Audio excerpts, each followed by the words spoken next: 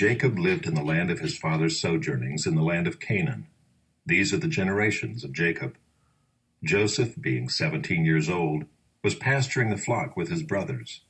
He was a boy with the sons of Bilhah and Zilpah, his father's wives. And Joseph brought a bad report of them to their father. Now Israel loved Joseph more than any other of his sons, because he was the son of his old age. And he made him a robe of many colors.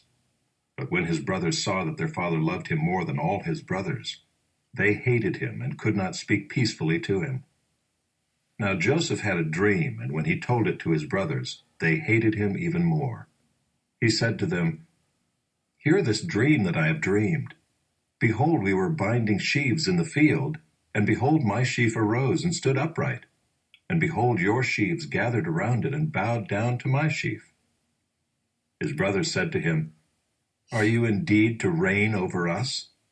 Or are you indeed to rule over us?" So they hated him even more for his dreams and for his words. Then he dreamed another dream and told it to his brothers and said, "Behold, I have dreamed another dream. Behold, the sun, the moon, and 11 stars were bowing down to me." But when he told it to his father and to his brothers, his father rebuked him and said to him, "What is this dream that you have dreamed? Shall I and your mother and your brothers indeed come to bow ourselves to the ground before you?" And his brothers were jealous of him, but his father kept the saying in mind. Now his brothers went to pasture their father's flock near Shechem. And Israel said to Joseph, "Are not your brothers pasturing the flock at Shechem? Come, I will send you to them." And he said to him, "Here I am." So he said to him, "Go now, see if it is well with your brothers and with the flock, and bring me word." So he sent him from the valley of Hebron, and he came to Shechem. And a man found him wandering in the fields, and the man asked him, "What are you seeking?" "I am seeking my brothers," he said. "Tell me, please, where they are pasturing the flock." And the man said, "They have gone away, for I heard them say, 'Let us go to Dothan.'" So Joseph went after his brothers and found them at Dothan. They saw him from afar, and before he came near to them, they conspired against him to kill him. They said to one another, "Here comes this dreamer. Come now, let us kill him and throw him into one of the pits. Then we will say that a fierce animal has devoured him, and we will see what will become of his dreams." But when Reuben heard it, he rescued him out of their hands, saying, "Let us not take his life." And Reuben said to them, "Shed no blood. Throw him into this pit here in the wilderness, but do not lay a hand on him," that he might rescue him out of their hand to restore him to his father. So when Joseph came to his brothers, they stripped him of his robe, the robe of many colors that he wore, and they took him and threw him into a pit. The pit was empty, there was no water in it. Then they sat down to eat. And looking up, they saw a caravan of Ishmaelites coming from Gilead, with their camels bearing gum, balm, and myrrh, on their way to carry it down to Egypt. Then Judah said to his brothers, "What profit is it if we kill our brother and conceal his blood? Come, let us sell him to the Ishmaelites, and let not our hand be upon him, for he is our brother, our own flesh." And his brothers listened to him. Then Midianite traders passed by, and they drew Joseph up and lifted him out of the pit, and sold him to the Ishmaelites for 20 shekels of silver. They took Joseph to Egypt. When Reuben returned to the pit and saw that Joseph was not in the pit, he tore his clothes and returned to his brothers and said, "The boy is gone, and where shall I go?" Then they took Joseph's robe and slaughtered a goat and dipped the robe in the blood. And they sent the robe of many colors and brought it to their father and said, "This we have found. Please identify whether it is your son's robe or not." And he identified it and said, "It is my son's robe. A fierce animal has devoured him. Joseph is without doubt torn to pieces." Then Jacob tore his garments and put sackcloth on his loins and mourned for his son many days. All his sons and all his daughters rose up to comfort him, but he refused to be comforted and said, "No, I shall go down to Sheol to my son, mourning." Thus his father wept for him. Meanwhile the Midianites had sold him in Egypt to Potiphar, an officer of Pharaoh, the captain of the guard. It happened at that time that Judah went down from his brothers and turned aside. It happened at that time that Judah went down from his brothers and turned aside to a certain Adullamite, whose name was Hira. There Judah saw the daughter of a certain Canaanite whose name was Shua. He took her and went into her, and she conceived and bore a son, and he called his name She conceived again and bore a son, and she called his name Onan. Yet again she bore a son, and she called his name Shelah. Judah was in Chezib when she bore him. And Judah took a wife for his firstborn, and her name was Tamar. But Judah's firstborn, was wicked in the sight of the Lord, and the Lord put him to death. Then Judah said to Onan, Go into your brother's wife and perform the duty of a brother-in-law to her, and raise up offspring for your brother. But Onan knew that the offspring would not be his. So whenever he went into his brother's wife, he would waste the semen on the ground, so as not to give offspring to his brother. And what he did was wicked in the sight of the Lord, and he put him to death also. Then Judah said to Tamar his daughter-in-law, Remain a widow in your father's house, till Shelah my son grows up. For he feared that he would die like his brothers. So Tamar went and remained in her father's house. In the course of time the wife of Judah, Shua's daughter, died. When Judah was comforted, he went up to Timnah to his sheep shearers, he and his friend Hira the Adullamite. And when Tamar was told, Your father-in-law is going up to Timnah to shear his sheep, she took off her widow's garments and covered herself with a veil, wrapping herself up, and sat at the entrance to Enaim, which is on the road to Timnah.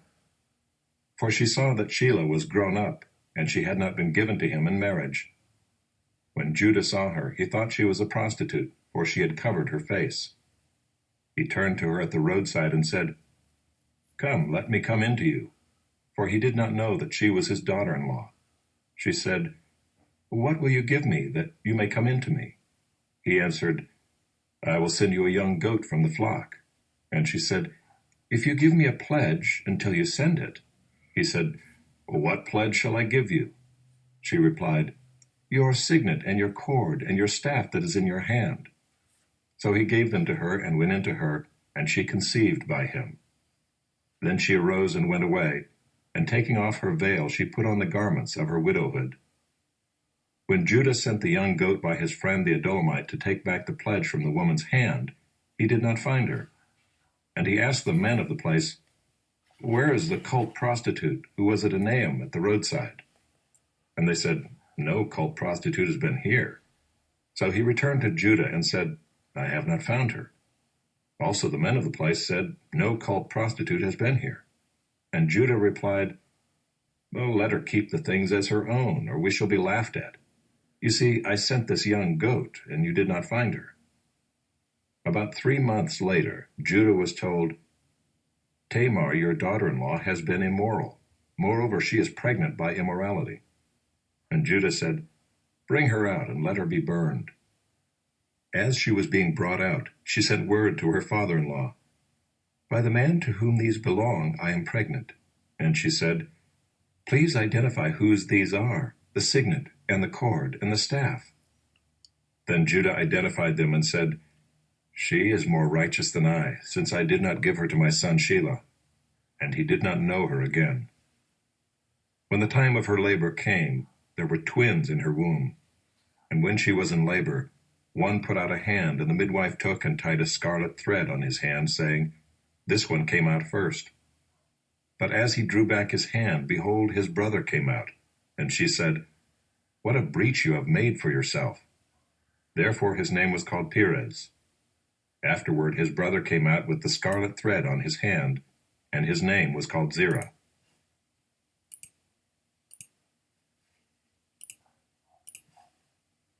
The law of the Lord is perfect, reviving the soul. The testimony of the Lord is sure, making wise the simple. The precepts of the Lord are right, rejoicing the heart.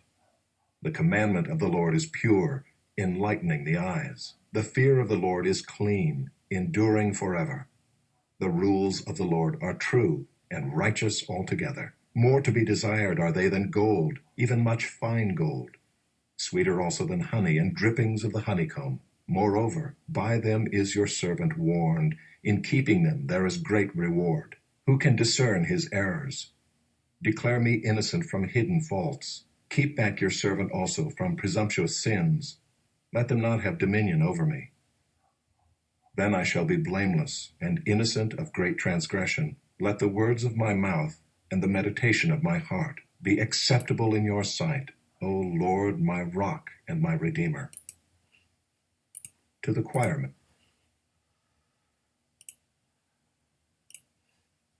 Jesus left the temple and was going away when his disciples came to point out to him the buildings of the temple. But he answered them, "You see all these, do you not? Truly I say to you, there will not be left here one stone upon another that will not be thrown down." As he sat on the Mount of Olives, the disciples came to him privately, saying, "Tell us, when will these things be? And what will be the sign of your coming and of the end of the age?" And Jesus answered them, "See that no one leads you astray, for many will come in my name, saying, 'I am the Christ,' and they will lead many astray. And you will hear of wars and rumors of wars. See that you are not alarmed, for this must take place, but the end is not yet. For nation will rise against nation, and kingdom against kingdom, and there will be famines and earthquakes in various places. All these are but the beginning of the birth pains. Then they will deliver you up to tribulation and put you to death, and you will be hated by all nations for my name's sake. And then many will fall away and betray one another and hate one another. And many false prophets will arise and lead many astray. And because lawlessness will be increased, the love of many will grow cold.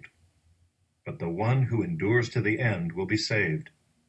And this gospel of the kingdom will be proclaimed throughout the whole world as a testimony to all nations, and then the end will come. So when you see the abomination of desolation spoken of by the prophet Daniel standing in the holy place, let the reader understand. Then let those who are in Judea flee to the mountains. Let the one who is on the housetop not go down to take what is in his house. And let the one who is in the field not turn back to take his cloak. And alas for women who are pregnant and for those who are nursing infants in those days. Pray that your flight may not be in winter or on a Sabbath. For then there will be great tribulation, such as has not been from the beginning of the world until now, no, and never will be. And if those days had not been cut short, no human being would be saved.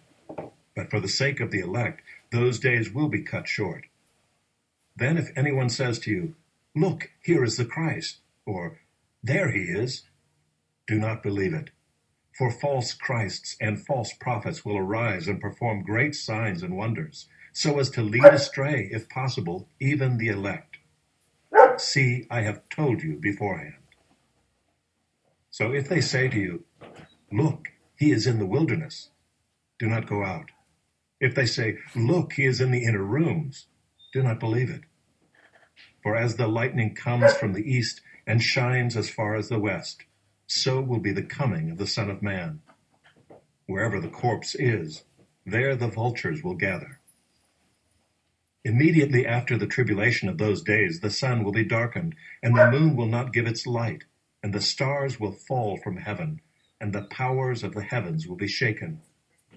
Then will appear in heaven the sign of the Son of Man, and then all the tribes of the earth will mourn, and they will see the Son of Man coming on the clouds of heaven with power and great glory. And he will send out his angels with a loud trumpet call, and they will gather his elect from the four winds, from one end of heaven to the other. From the fig tree learn its lesson. As soon as its branch becomes tender and puts out its leaves, you know that summer is near.